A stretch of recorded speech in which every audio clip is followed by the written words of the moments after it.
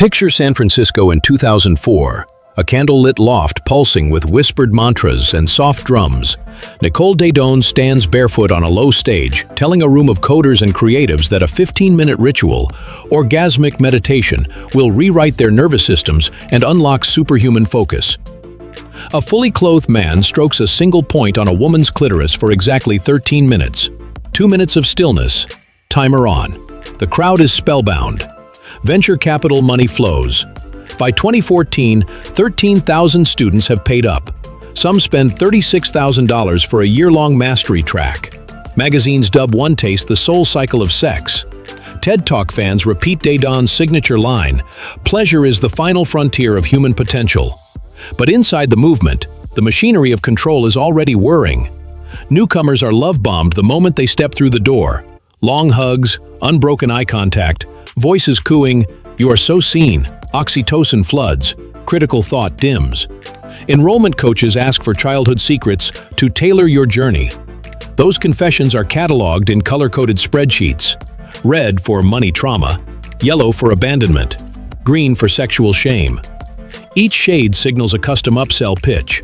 When a recruit hesitates at an invoice, a coach reminds her how abandonment wounds breed scarcity, and the pen signs. It never feels like sales. It feels like destiny.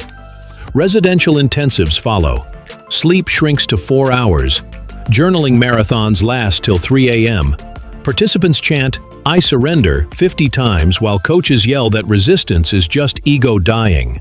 Refusal to demonstrate OM with strangers is framed as withholding feminine energy.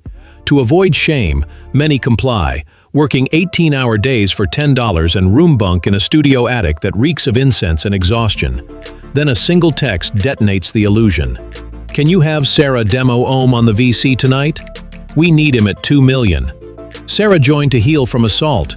Her demo is now bait for an investor. Prosecutors later find dozens of similar requests. In 2018, FBI agents raid OneTaste's lofts, hauling out hard drives and ledger books. Slack logs read, "Push them past fear. Orgasm heals trauma." Victims describe quotas for sexual demos and debt contracts ballooning to $50,000. The company's public mantra, "Consent is everything," collides with private reality. Consent weaponized as marketing copy. Jump to June 2025, Brooklyn Federal Court. Former disciples, now witnesses, replay the nightmare. Jurors watch hidden camera footage of recruits sobbing while signing new loans at 2 a.m. They hear an executive tell staff, "Fear converts slower than pleasure. Use pleasure." 2 days of deliberation end with a single word, guilty. Daedone and sales chief Rachel Cherwitz face up to 20 years for forced labor conspiracy. Pause with me for 10 seconds. If the abyss of human manipulation fascinates you, smash the like button and subscribe to Sinister Insights. Every week, we drop offbeat dives into cults, scams, and dark psychology, stories the mainstream won't touch. Strip away the Tantra vocabulary and you see textbook behavioral engineering. Intermittent reward keeps members chasing the next orgasmic high. Taboo reframing turns boundaries into breakthrough opportunities. Communal housing isolates dissenters. A private lexicon, upriding, hover hand, turn on ripple, short circuits shared reality. Pavlov, Skinner, and Milgram, wrapped in velvet. Defense lawyers argued everyone was a consenting adult exploring sacred sexuality. Jurors disagreed after reading the contract clause that fined members $5,000 for quitting. Judge Diane Gujarati ordered the founders jailed until sentencing this September, calling the evidence coercion cloaked in wellness. Outside the courthouse, survivors ask how a $300 million empire flourished under media praise. The answer, experts say, is our cultural obsession with optimization. If we can hack sleep and diet, why not hack intimacy? OneTaste sold a quantified orgasm, promising trauma erasure and entrepreneur-level productivity. The pitch flattered ego and stroked insecurity, a perfect storm. The fallout widens. Civil suits stack in California and New York. Regulators eye high-pressure sexual healing brands. Wellness influencers frantically scrub old endorsements.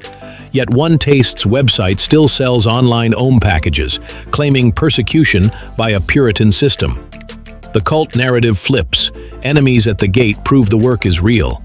Meanwhile, psychologists tally the classic levers: intermittent reinforcement, isolation, guilt reversal, language control. Compare them to NXIVM's colored sashes or Jonestown's loyalty oaths, and the pattern repeats. Only the costume changes. Pleasure itself is not the villain, coercion is. True empowerment respects exhaustion, money limits, and the right to say no without spiritual shaming. When charisma weaponizes intimacy, enlightenment curdles into enslavement. The guilty verdict is a caution light for every transformational group promising salvation at premium pricing. Seductive language can hide sinister intent, and the line between healing and harm is one persuasive script away. Stay curious, stay skeptical, and remember, empowerment that demands your obedience is just control in a silk robe. But to truly understand how OneTaste crossed the line from edgy wellness to criminal enterprise, we need to step into the laboratory of dark persuasion. Criminologists talk about the confluence model, 3 rivers that merge to create organized exploitation. The first river is charismatic authority, a leader who speaks in riddles and revelations, whose certainty functions like an emotional narcotic. Nicole Daedone delivered pleasure sermons in the soft, hypnotic cadence. Neurolinguistic experts call it pacing and leading. Mirror audience language, then steer it. Over time, her voice itself became a conditioned cue. Members felt calm only when it filled the room, and anxious when it stopped. Dependency achieved. The second river is structural opacity. Legitimate businesses separate HR, finance, and compliance. Cultic enterprises blur every role so no one sees the full puzzle. At OneTaste, coaches doubled as landlords, spiritual mentors, and debt collectors. When the same person assigns your housing, critiques your orgasm technique, and holds your loan contract, resistance costs everything at once: shelter, community, identity. Criminologists call that a total institution, a modern echo of a prison or monastery, but driven by commerce. The third river is moral reframing. Classic fraudsters lie outright.